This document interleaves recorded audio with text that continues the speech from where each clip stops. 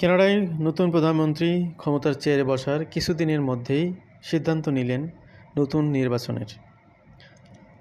তো হঠাৎ করে কেন এই সিদ্ধান্ত? নিশ্চয়ই এর পেছনে বড় কোনো কারণ আছে। হ্যালো বন্ধুরা, যারা কানাডা এবং কানাডার বাইরে থেকে শুনছেন সবাইকে স্বাগত জানাচ্ছি আজকের আলোচনায়। আজকে আমরা কানাডার ইলেকশন বিষয়ে কথা বলবো। ইলেকশনের বিষয়টি ডিসিশন নিয়েছে কানাডা গভর্নমেন্ট। গতকালকে মূলত বিষয়টি ফাইনাল করা হয়েছে। Canada's election is now officially confirmed for April 28। এই এপ্রিল 28 কিন্তু পরের বছরের না, আগের বছর অর্থাৎ চলমান রানিং বছরে, অর্থাৎ জাস্ট এক মাসের সাথে যোগ করে 37 দিন বলা চলে হাতে সময় রয়েছে এই ইলেকশনের জন্য। 37 দিনেরও কম হবে, যেহেতু আজকে অলরেডি 24 তারিখ কানাডাতে শুরু হবে কিছুক্ষণের মধ্যে। তো খুবই কম সময় রয়েছে হাতে। এই অল্প সময়ের মধ্যে নির্বাচন কেন দিচ্ছে কানাডার গভর্নমেন্ট, বিষয়গুলো কিছুটা হলো আপনারা আশা করি আন্দাজ করতে পারতেছেন। প্রকৃতপক্ষে নতুন যে প্রধানমন্ত্রী কানাডার, মার্ক কার্নি, তিনি একজন নামকরা ইকোনমিস্ট। তিনি ইউএসএতে, ইউকেতে, কানাডাতে এখানে অর্থনৈতিক অনেক গুরুত্বপূর্ণ পদে ভূমিকা পালন করেছেন, দায়িত্ব পালন করেছেন। এবং কানাডাতে তিনি ব্যাংক অফ কানাডার গভর্নর ছিলেন। এছাড়াও 2008 সালের যে গ্লোবাল ক্রাইসিস, ইকোনমিক মন্দা, সেখানে তার কিছু পলিসি মূলত কানাডাকে সেই ইকোনমিক পুনরুদ্ধারের ক্ষেত্রে সহযোগিতা করে। তো 2024 সালে ট্রুডো গভর্নমেন্ট তাকে গভর্নমেন্টের সাথে ইনভলভ করে এবং সেখান থেকে ট্রুডোর প্রস্তাবনাতেই কিন্তু কার্নির পলিটিক্সে বা প্রধানমন্ত্রী হওয়ার যে জার্নি, সেখানে তিনি এগিয়ে আসেন এবং তাকে সিলেকশনের ক্ষেত্রে ট্রুডো এখানে যথেষ্ট ভূমিকা রেখেছিলেন। তো নতুন প্রধানমন্ত্রী এসে বড় ধরনের কোনো পলিসি নিয়ে যে কাজ করবেন সেই সুযোগটি কিন্তু হাতে কম, কারণ অক্টোবরে যদি ইলেকশন হয় তাহলে আবার নতুন করে সব কিছু চিন্তাভাবনা করতে হবে। এবং কিছুদিন আগে তিনি নতুন ইমিগ্রেশন মিনিস্টার নিয়োগ দিয়েছেন। তো নতুন ইমিগ্রেশন মিনিস্টার যে নতুন করে ইমিগ্রেশন পলিসি নির্ধারণ করবে, সেটি আবার ব্যান্ড হয়ে যাবে সামনে নতুন ইলেকশনের পরে। তো এই কারণে মূল ঘটনাটি অ্যাকচুয়ালি শুরু হয় যখন কানাডার লিবারাল পার্টি পরবর্তী ইলেকশনে, অর্থাৎ 2025 সালের নতুন যে ইলেকশন হওয়ার কথা ছিল অক্টোবরে, সেই ইলেকশনের জন্যই কানাডার পার্টির পক্ষ থেকে, অর্থাৎ লিবারাল পার্টির পক্ষ থেকে প্রতিনিধিত্বের দায়িত্ব অর্পণ করা হয় মার্ক কার্নির উপরে। যখন মার্ক কার্নিকে প্রধানমন্ত্রী ইলেকশনে প্রধানমন্ত্রী পদে লড়ার জন্য সিলেকশন করা হয়, তখন তিনি এই বিষয়টি ফাইনাল করলেন যে তাকে যেহেতু দল মনোনীত করেই ফেলেছে, সুতরাং স্বল্প সময়ের জন্যে ক্ষমতা থেকে খুব বেশি পলিসি বাস্তবায়ন করা সম্ভব না। এ কারণেই মূলত তিনি খুব শর্টকাট সময়ের মধ্যে নির্বাচন অনুষ্ঠানের জন্য মিটিং করেন কানাডার গভর্নর জেনারেলের সাথে। তো গভর্নর জেনারেলের সাথে তিনি প্রথমে প্রস্তাবনা দেন যে দ্রুত পার্লামেন্টটাকে আপনার স্টপ রাখতে এবং ভেঙে দিতে আর কি। এখানে দেখতে পাচ্ছেন আপনারা, on March 23, 2025, Canadian Prime Minister Mark Carney meet with the Governor General to dissolve Parliament and call for federal elections. তো তার এই প্রস্তাবনা নিয়ে অনেক আলাপ আলোচনার পরে পোস্ট মিটিংয়ে প্রাইম মিনিস্টার কার্নি তিনি কনফার্ম করেন যে governor general of Canada Mary Simon তিনি এটাতে এগ্রি হয়েছেন এবং 28 এপ্রিল 2025 ইলেকশন করার ব্যাপারে তিনি এখানে সম্মতি দিয়েছেন এবং সেই শিডিউলটি অলরেডি ঠিক করা হয়ে গেছে।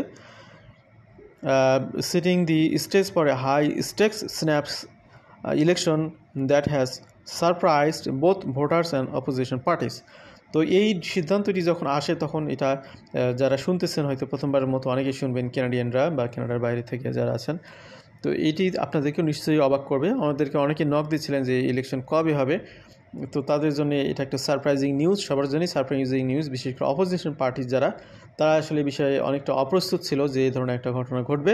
তো এখানে কার্নি মূলত তার পলিসি, তার যে এখানে দূরদর্শিতা, তার একটা প্রমাণ তিনি এখানে দিলেন। আপনারা জানেন যে গত 3টি ইলেকশনে লিবারাল পার্টি জয়লাভ করে ক্ষমতার চেয়ারে এখনও পর্যন্ত সমাসীন।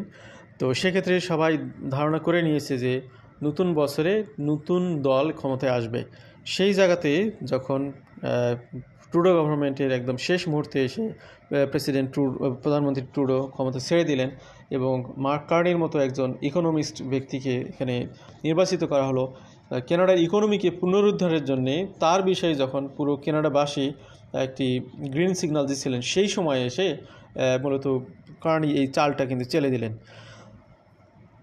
Federal campaigns in Canada must run between 37 to 51 days. Actually যেটা হয় যে ফেডারেল ইলেকশনের জন্য এখানে 37 থেকে 51 দিন সময় দেওয়া হয়, বা 37 থেকে 51 দিন পূর্বে ইলেকশনের ঘোষণা দেওয়া হয়। এই জায়গাতে 37 দিনেরও খুব কম সময় রয়েছে। সে বিষয়টি আমাদের সামনে দৃশ্যমান, কারণ 28 এপ্রিল একদমই কম সময়। With Carney announcing the snap election on Sunday, March 2023, April 2028 marks exactly date 37 of the campaign period, a tight timeline that promises an intense battle for power.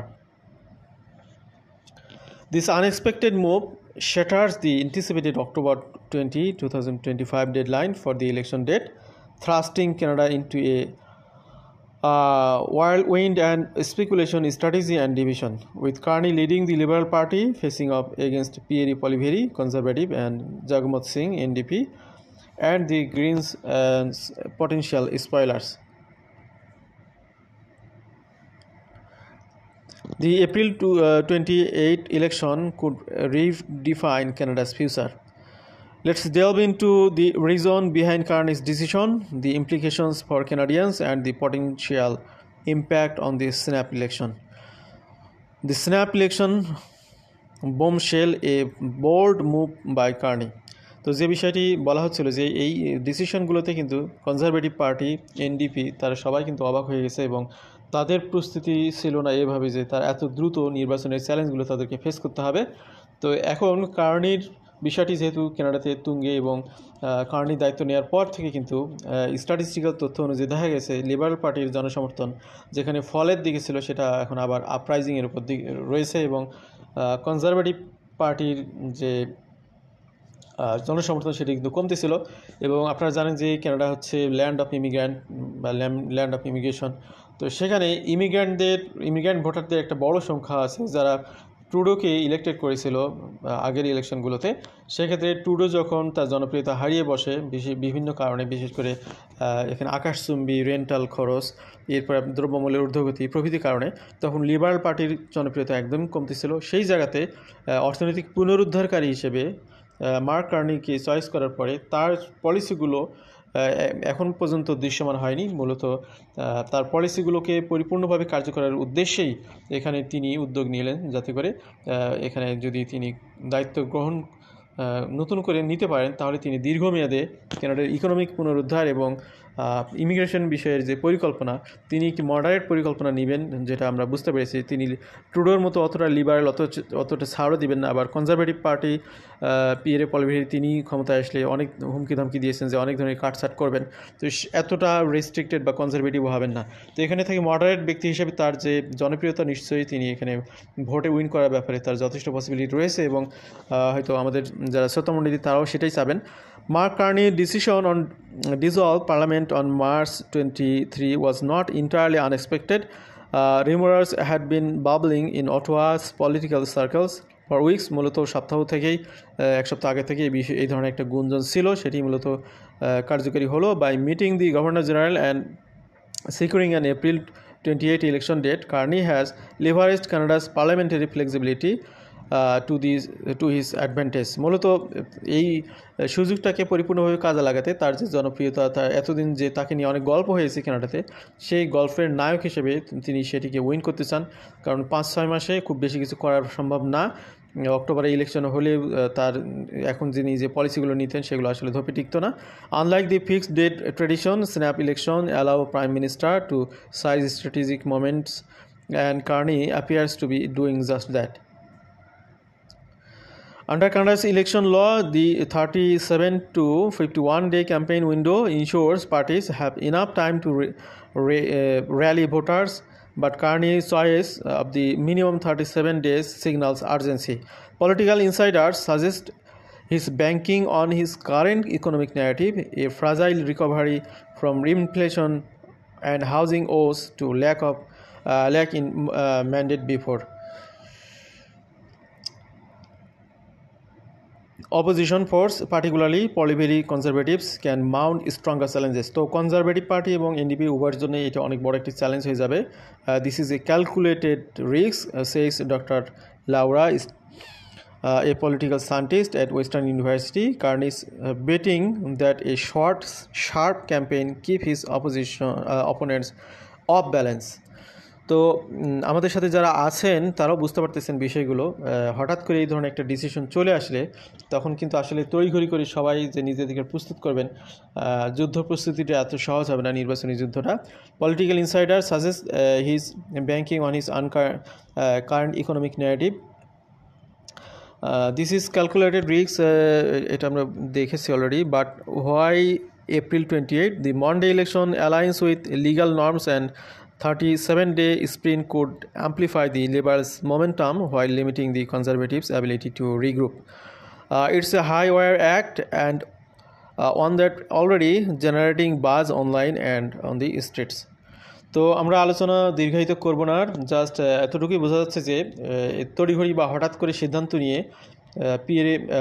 Mark Carney তিনি এখানে নির্বাচনে জয়লাভ করতে চাচ্ছেন. তার জয়লাভ করার যথেষ্ট সম্ভাবনা রয়েছে.